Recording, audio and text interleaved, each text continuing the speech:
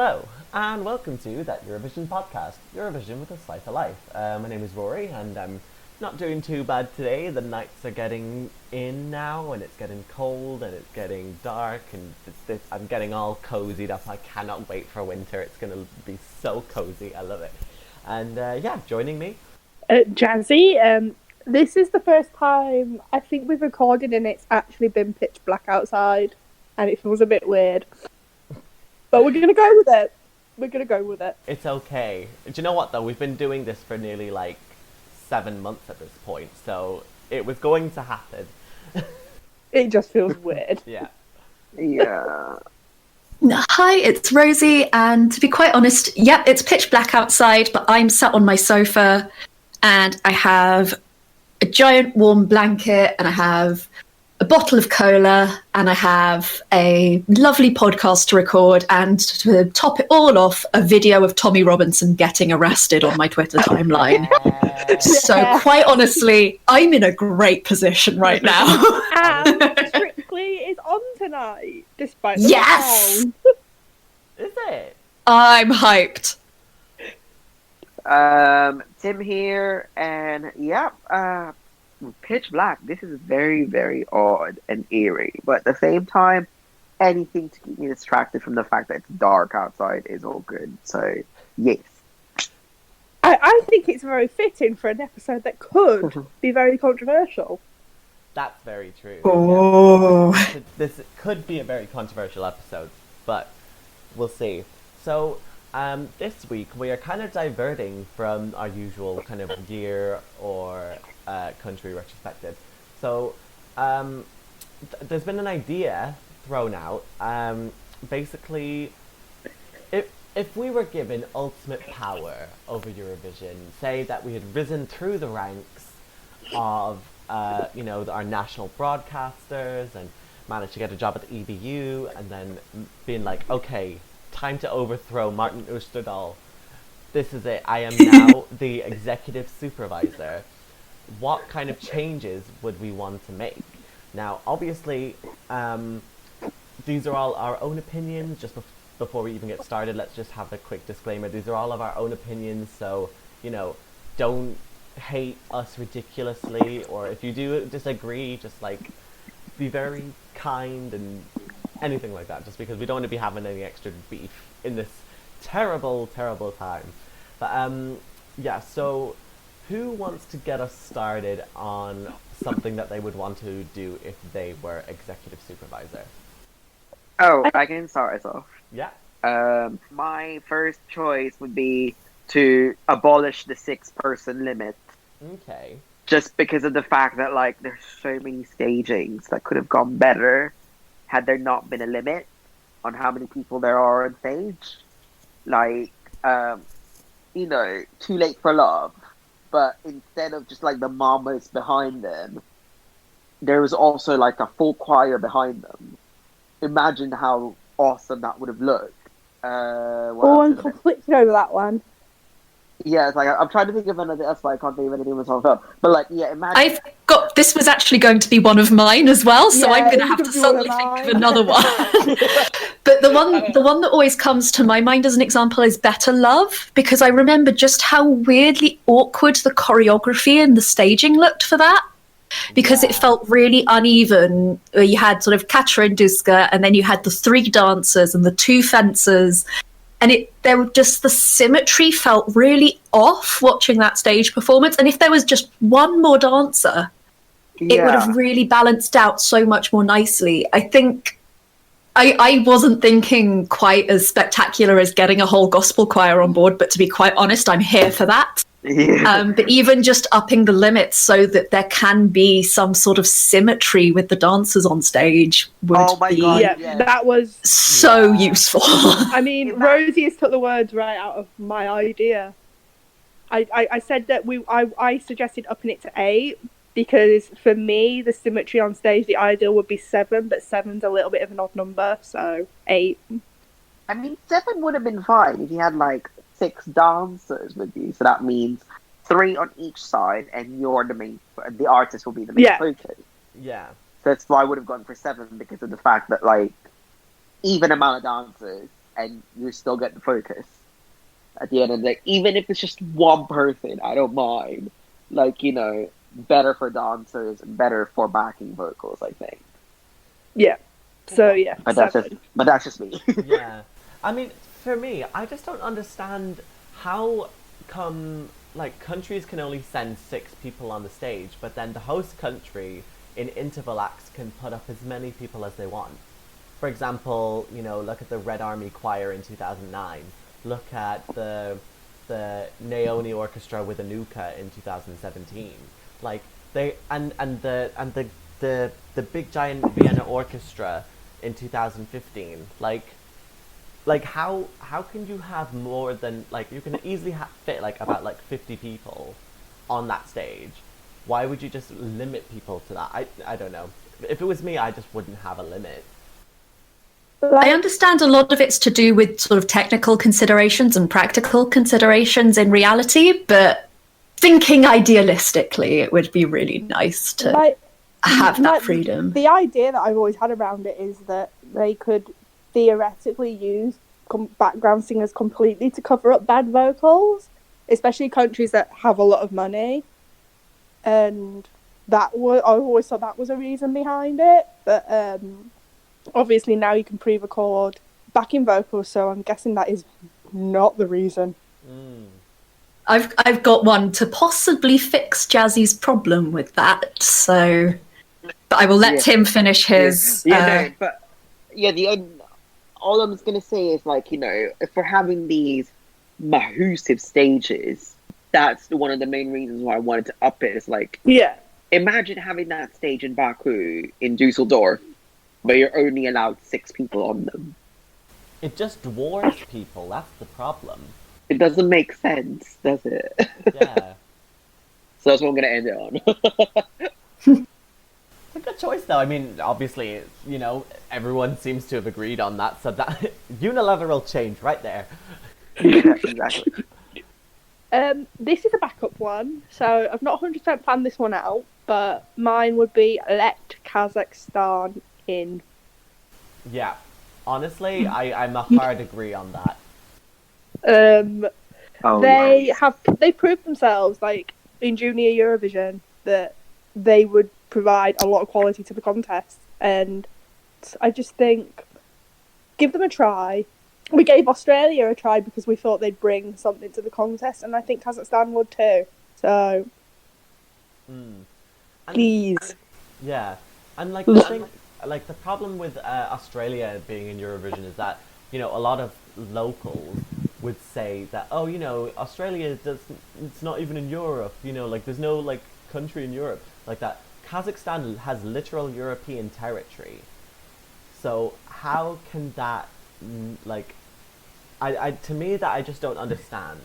Like, to me, Kazakhstan feel almost more European than Australia do, but we've accepted Australia.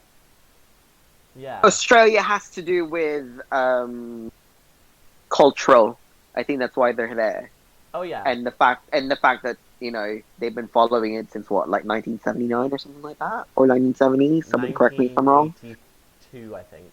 But, like, to me, I would also argue, don't Kazakhstan have a lot of cultural ties to Russia? So, like, and Russia's like one of the, like, seen as like one of the best countries in Eurovision. Like, Kazakhstan definitely have their ties as well. So, I'm not arguing against Australia being in the contest, and I don't think they should ever withdraw. But how can you have one and not the other? Well, this is it. You can't pick and choose who you want depending on the criteria, you know. Although, saying that, there will come a point though. Obviously, Kazakhstan isn't a part of the EBU, is an associate member.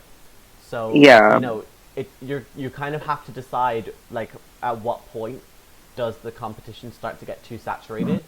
So I can kind of understand their reasoning, just because maybe if they allowed Kazakhstan to participate, that would push the number of countries taking part over a certain number that would be logistically possible. Because isn't it 45? I think maximum, I think it's 44 or 45, yeah. 45. I just want to put a disclaimer to any Australian listeners. This is not a campaign for, like, me saying, oh, Australia should withdraw, because that's absolutely not the case. I think they bring a lot to Eurovision, but it's just like, How can you have one and not the other? I don't get it. Okay, so again, this was kind of a backup one, but I feel like this one might have some discussion to it, and it might be a controversial one, and I'm not 100% sure how this could work in theory, but from a sort of idealistic perspective, my idea is that every country pays into a pot proportionally depending on their GDP or wealth, and that then gets divided equally between all participating countries to fund their performances, staging, and costs of attending the contest.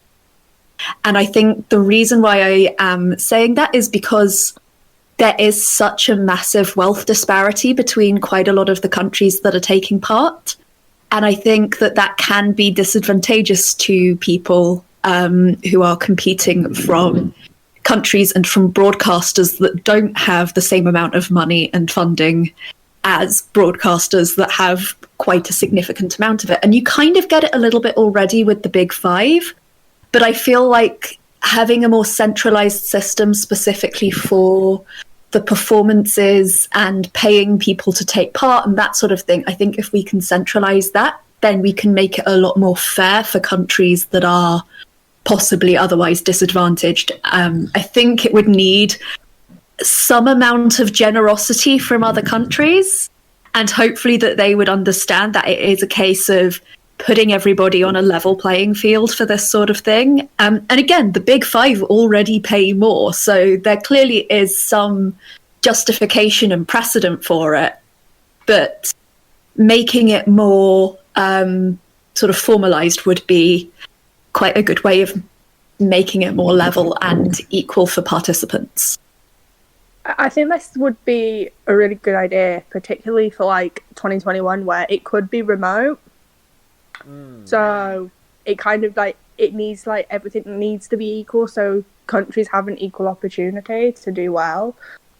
Like, no matter if they're over in the Netherlands, which I assume are quite wealthy, or they're in a studio in, like, say, Moldova or San Marino, who I assume have a lot less GDP. And the fact that cost is quite a limiting factor for some countries taking part. It's why Montenegro dropped out, for example. And Bosnia. Yeah. Slovakia. And so it might also encourage more countries to come back to the contest who otherwise find costs limiting to them. Like, there is, like, some people will say, that there is countries that are poorer that make it work, say, like Moldova, but they've had to be really creative, and you think, what more could they do if they have the money to put on, like, to be even better? Because we've seen that they can put on amazing stage shows with very little money. Imagine if they had a bigger budget. Exactly. It would be a very interesting, like, way of just like how you said, like, leveling the playing field. But if you're taking a proportion of the GDP, obviously some people may think, oh wait, why are we spending a proportionate amount of our GDP, which could be, you know, either maybe, for example, like €10,000 or like $1 million, depending on it. Like, it could, like, some people may not like having that money taken for the sole purpose of a contest. Yeah, I don't know. To me, like, I would be on board with it though. Right. So mine. Okay. So for me, I think kind of a big problem with, in terms of the stigma of Eurovision, is that, oh, you know, a lot of the songs that you hear at Eurovision wouldn't necessarily be heard on the radio, and that kind of does make sense because, you know, Eurovision songs have to kind of, you know, they have to keep to a time limit, and so they have to, you know, try and fit everything that they want to do in the space of 3 minutes. So my first idea would be to extend the amount, to extend the time limit of the song from 3 minutes to maybe 3.5 minutes, maybe maximum 4. And for me, I think, you know, a lot of the songs that we hear on the radio nowadays are like 3 minutes, 30 seconds, thereabouts. So it wouldn't necessarily sound out of place then in charts, and then as well as that, you can, because obviously if you're having 26 songs in a final that are in a final that can go on for 4 hours, well, something that you can do just to like take out like an interval act or something, because interval acts just seem to be going on non-stop now. So just take out an extra interval act, and then that would give you the amount of time needed to fund, an extra 30 seconds in a potentially winning song that could have fantastic chart success and bring the reputation of the contest back, Yeah. I mean, I feel like Israel had longer intervals than they did competing songs. This is it, like, I mean, maybe we should actually go back through 2019 and just, like, see how long, like, the interval acts really were, because I would love to know. Yeah, okay, so now that we have one idea out, let's keep going. Now that we're down the rabbit hole, let's keep going. What's another what's another change that you would have for this contest that would just be like, no, get rid of it all? If I'm gonna go for my second one, y'all are about to be so mad at me. Oh God. And I'm so sorry. Go ahead. I would split the UK. You'd split it. Yeah.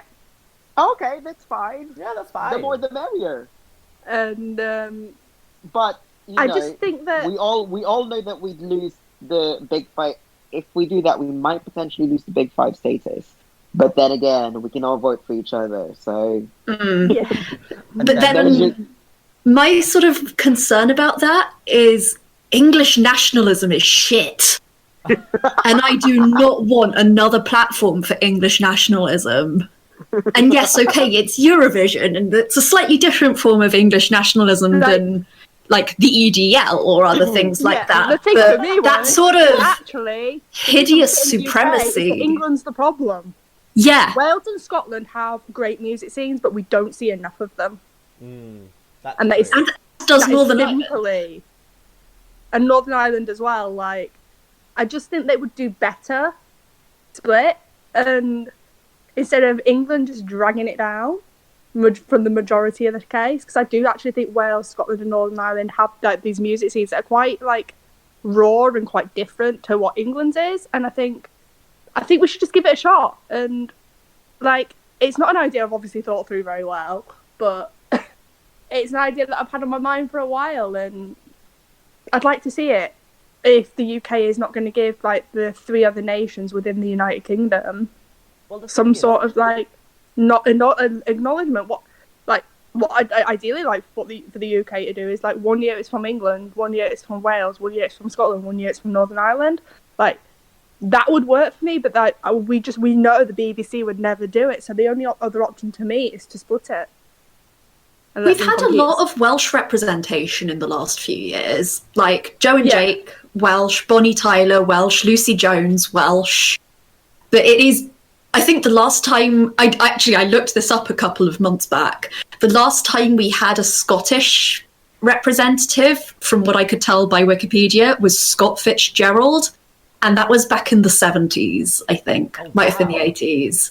Yeah. Like, we haven't that is my point exactly. Anyone Scottish for a while, and there are some big name bands in Scotland. There are some big artists from Scotland, and it would be nice to hear more of them. Again, not that I am aware of, though I am still on the Janet Devlin hype train. So. Oh, I really want that to happen. Like, the amount of jokes, like, oh, I could be doing Eurovision, like, and everyone rejoiced. I'm like, no, I'm not. It was just a joke. Right. I just like that sort of music that she does. Obviously, I'm aware that my idea would have a lot of implications, but I don't think at least 2 of the UK nations are not well represented enough, and they deserve to be represented more. So definitely, let's split it so they'd all be represented equally. To be honest, the union's not going to last much longer anyway. So. And that I mean, not that it should. Not that it should. Like, I mean, I'm English and I don't even want to be part of England right now. Yeah, pretty much. Like, I would like to be part of the union, but I completely understand why no one else does. No, can the North just declare independence from the South? Honestly, I'd be okay with that. Please. My proposal was, like, say from Leeds or Sheffield, we move the Scottish border from, like, we move it from where it is now to, like, below, like, Leeds and, like, Sheffield, and just go, bye. And Sounds then great. We join Scotland, we go back to the EU, and it's all... Well, no, first we get Scotland independence, and then we go back to the EU. That sounds perfect to me. Let's just do that. Will never happen. I can dream. We can hope. Oh dear. So my second sort of suggestion, and again, I don't quite know where I would set the limits with this. So bear in mind that this is still sort of a half-formed thought. And I would lift the stigma attached to politics in the contest. And the reason I say this is that art and music as part of art is inherently political. I feel like when people write music, when people make music, when people produce music, it is coming from their experiences, their ideas about the world, what they believe in. And we've seen a lot of songs in the last sort of 5 or 6 years that are quite aggressively political. Like Mercy is a hugely political song. The idea of the refugee crisis being told through that sort of story is political. Toy is political. It's all about female empowerment and the patriarchal society. Non mi avete fatto niente is political. There is Look Away is political. It's about global warming. There are so many songs in Eurovision that have political messages behind them, and I find it very difficult to set the line between what we accept and what we don't accept. But I feel like lifting that and allowing those voices to come through more and accepting that as part of what music is something that Eurovision should do. The other thing I would also say on this front is that who is able to create and make music is also a very, very political thing. And there are so many voices that are underrepresented in the music industry, and we start to see them a little bit on the Eurovision stage. So Origo is a song all about racism against Roma people. Kano's Spirit in the Sky, a song about indigenous people. There is so much politics in the music industry more broadly, and I feel like acknowledging that is one of the ways to break down those barriers for people, letting people acknowledge their own experiences and how they've led up to where they are now, I think is hugely important. And I think saying that it's not political tends to obscure a lot of sort of social dynamics that underlie music and the industry and artistry more broadly. So yeah, that's what I would do as a thing. Like some of the political songs that some of these I wouldn't have even known were political unless I'd done more research, and wasn't like a huge fan that I am.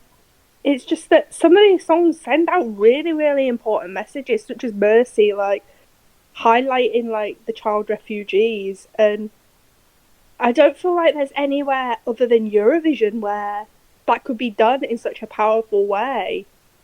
And it feels like it's drawing a line between what is politically acceptable and what isn't. And I feel like that line needs to be shifted to allow more overtly politically driven stuff coming through. Because, yes, as much as a lot of people don't want to admit it, the refugee crisis is massively political. And there are so many debates about, are refugees human or not? Yeah. Yes. I don't believe that is up for debate, but there are people who do, and that still makes it a political problem. And I feel like acknowledging that, and that this song is sending out a very clear message, is important. And I feel like obscuring the meanings of songs can be kind of not censoring, but it doesn't have the full effect that was intended when the songs were written. Like, because like when like you mentioned Look Away, and Look Away is not a song that I like, and the staging, after you explained it, I get the jeans, I get the staging, but if it wasn't explained to me, I'd just be like, what the hell is this? Yeah, it needs to be a little bit more like in your face, isn't it? And I just thinking, the song's bad, the staging's bad. I don't like this, and I'm not surprised it came. I think it did come last in its semi-final. Yeah, it did. Yeah. Honestly, I have a soft spot for it, but I can still understand why it didn't do especially well. But I mean, he wasn't the best vocalist, but I think that's another conversation that we've kind of already tapped into. So yeah, I mean, the thing is, I mean, if we look at the songs that are kind of a little bit more directly political, so for example, Face the Shadow had to get changed, like, because of its title. Wars for Nothing was incredibly political, you know, because we literally are saying wars, like, talking about war and, like, having a tree made out of guns and shit. And then as well, you know, to bring up the old tropes, you know, 1944 and, like, as well. Same year as, Nuclear Power is the other one I was just about to say. Yeah. So, like, it's crazy, you know, and the fact that people still refuse to believe that Eurovision is a place outside of politics, it's absurd. We have examples where there are songs that I possibly wouldn't have allowed into the competition that are political. Like we've said previously, I can't remember which episode it's in, so I can't tell people to go and stream it, but we were talking about We Don't Want to Put In. And I would worry about a song being so overtly political in a country like Russia and for the safety of the artist. But I think we said that in the Georgia episode, just to direct people. Stream the Georgia episode, everyone. Please do. But I feel like there's the concern for the safety of the artists on one hand, and then there's actively denying or stopping political messages.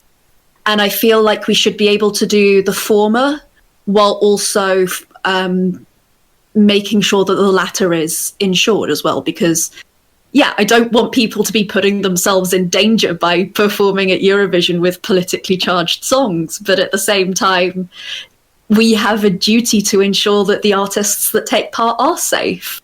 And I can understand that sort of song not being allowed, but I feel like there is this idea of what is acceptable politically and what isn't, and I feel like that can obscure a lot of quite important stuff.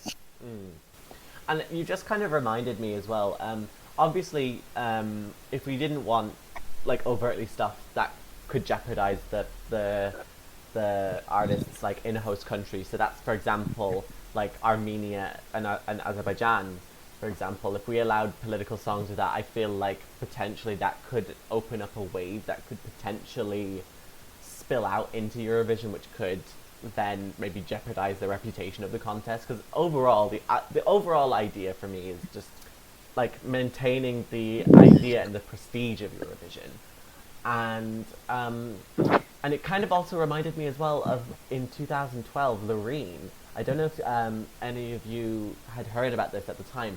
She went to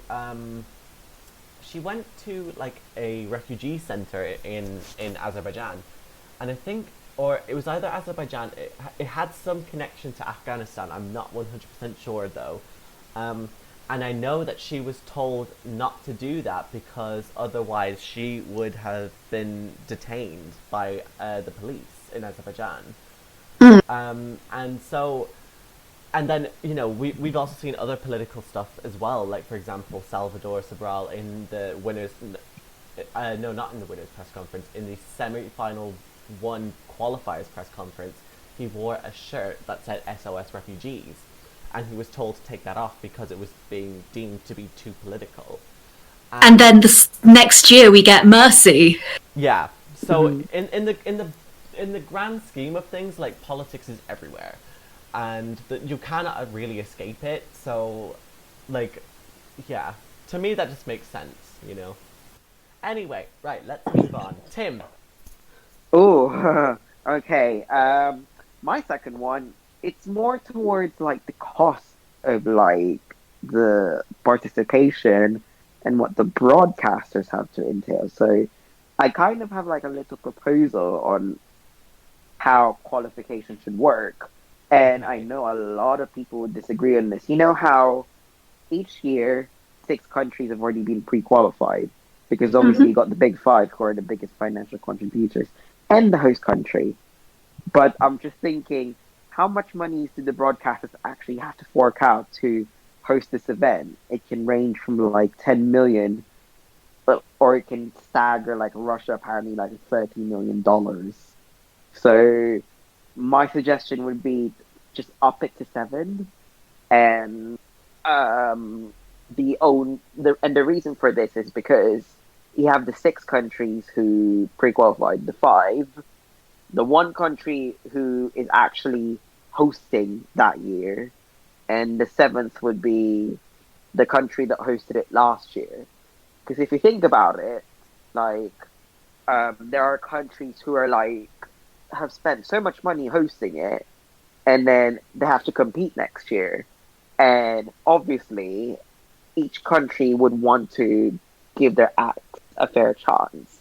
So basically, you spend all this money, and then you go through the semi-final for you to diddly squat because you didn't qualify. Like I've seen it happen so many times.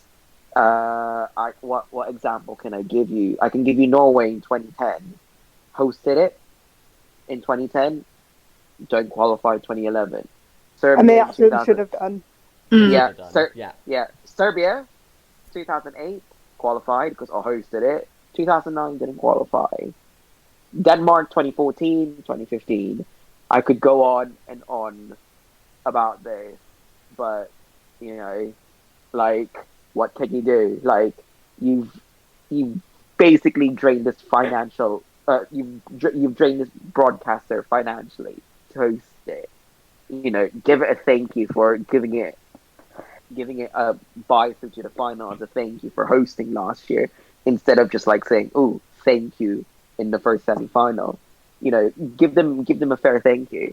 And as for figuring out who's going to qualify, if it's an odd even amount of countries left in the semi-finals, 10 countries would qualify with the most amount of countries, and 9 would qualify from the one that has less countries in the semi-final. And if it's an even number, I don't know, draw a straw like you did in 2013 when you put Norway and Denmark in one semi-final just to spread things out. You So always bring anyways, back the wild card. yeah, Oh. or wild card. But anyways, enough about me rambling. No. Uh, I'm on board with that up to a point, because what if a country that had won the contest the year before was relatively poor, and then having to pay again for the next contest, even though they're kind of like they might have been hit quite hard by the contest. Yeah, exactly. Like, look at like so many countries. Like the previous one, look at Portugal. Like they made a loss out of that, and then they come back in 2019, didn't even qualify. Yeah. And I think it should have done, because like I get that Telimovis was unique, and I think if it had been a pre-qualified song, I think people would have given it more of a chance, and Yeah, it would have given them Portugal a decent result, because more people have seen it, and in the final, your televote result really matters, and I do think with more people seeing it, I do think it would have got a decent televote result depending where it was in the final, and yeah, I think that would have really changed things for Portugal in 2019. So made a massive difference. On the flip side, I think their songs wouldn't have made much of a difference. Say Denmark 2015, I think if that had been pre-qualified, it probably would have came last because the song was awful. It was.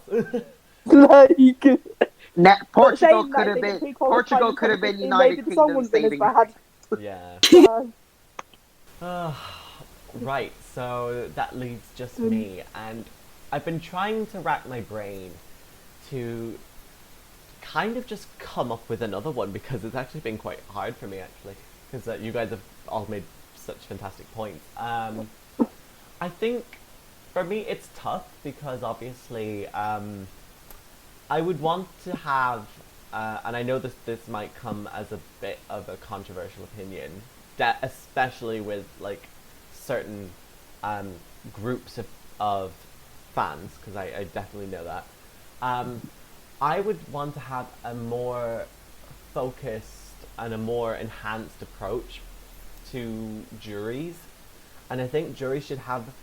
I wouldn't say like to give juries more of a say on the contest, because that's not what I'm trying to say, but juries obviously know what the musical like situation is in their own country, and maybe going forward maybe change it so that there is like a two sets of jury points or something, so that like there's a vote as soon as all of the songs are released, and then do one on the live performance, because if you think about it, we do juries all the time as a fandom. Like that's pretty much been the entirety of our 2020.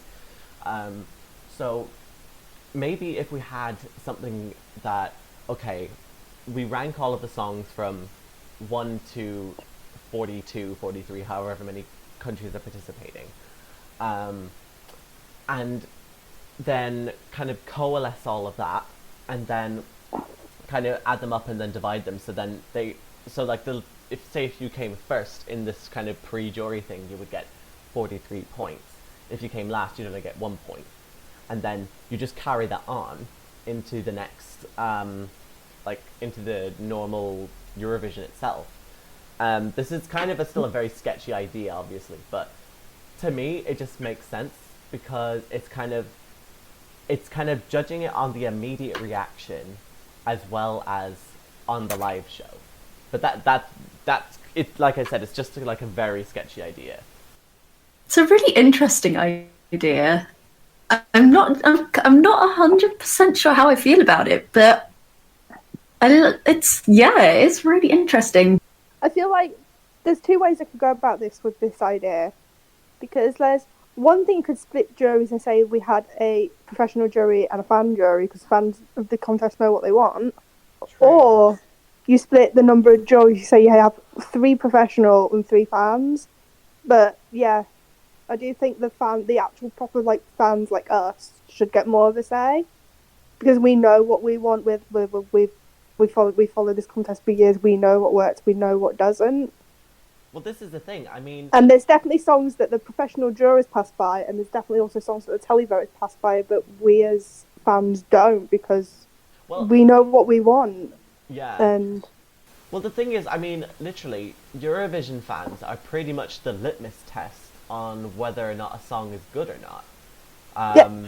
Because I think it's. I mean, with the exception maybe of Amarpelos Deutsch, every single year this decade, we've pretty much been able to, I say this decade, last decade, with the exception of Amarpelos Deutsch, I think we've pretty much been able to distinguish who the winner was fairly early on.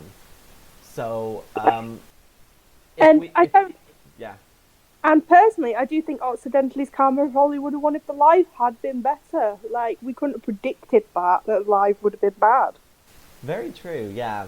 And again, this would be a reason that maybe that could like go forward on. So then, if Occidentali's Karma came like first in this sort of fan jury thing at the start. And personally, I don't think it would have done. Well, I mean, if like there was a fan jury like based on like the live performances, I actually don't think it would have came first there either, because I think the fandom were pretty much in agreement. Live was pretty poor. Yeah. I think though maybe one of the disadvantages, or maybe one of to using this idea would be it could put countries that don't necessarily send strong songs, that it immediately puts them at a disadvantage. Like the UK. Well, this is yeah, and I mean also logistically as well, when you have 37 songs in semi-finals and 6 songs in a final, that's not even been filled yet, it's going to be hard to kind of to properly attribute the scores. So I can kind of, I don't know, it's a very sketchy idea, but I don't know, I'd be intrigued to see if anyone listening to this podcast would actually be just listening, like if they have any ideas on like how to use this. So if you're listening, if you have any of your own ideas, please do get in touch, because you know, we have our own opinions and we have to see what it's like, you know. But yeah, so do we have any sort of like final points that we want to raise just quickly before we wrap things up? EBU, hire me. Yeah. EBU, hire me. EBU, No, hire. you hire me. EBU, hire us all, please. Yeah. Or at least just listen to like Eurovision fan websites, because like it's all well and good to sort of be the one that's kind of neutral and kind of above it all, but also at the same time, if there are changes that need to be made, who's the first people that you're going to want to talk to? The fans, because they're the people who are most directly influenced or affected. Yeah. Some websites are better than others. Naming no names. Zoop. On the other hand, ESC Extra, Tim. Yeah, ESC Extra's great. Thank you. Keep following us. Also, don't forget to play Eurovision prediction soon. We will do. It's the highlight of my Christmas season. Who knows? It could be coming earlier than usual. Who knows? Ooh. Yeah, so yeah, that takes us to the end of this edition of that Eurovision podcast. I'd really like to thank Rosie, Jazzy, and Tim just to going into this hypothetical situation. Hopefully one day we all will become a kind of joint executive supervisors at some point, and if not, then that is a absolute travesty. But yeah, in the meantime, please do continue to follow us on all of our social media. We're on Facebook, Instagram, and Twitter at That Euro Podcast. We're also on Spotify and Apple Podcasts as well, so please do continue to follow us over there if you want to get notified for whenever a new episode comes out. And yeah, in the next kind of couple of weeks, we'll have a few other surprises coming for you, but of course, we'll obviously still continue to do some country retrospectives, as well as maybe a couple of year retrospectives as well. And yeah, shall we all say goodbye? Bye. Boy.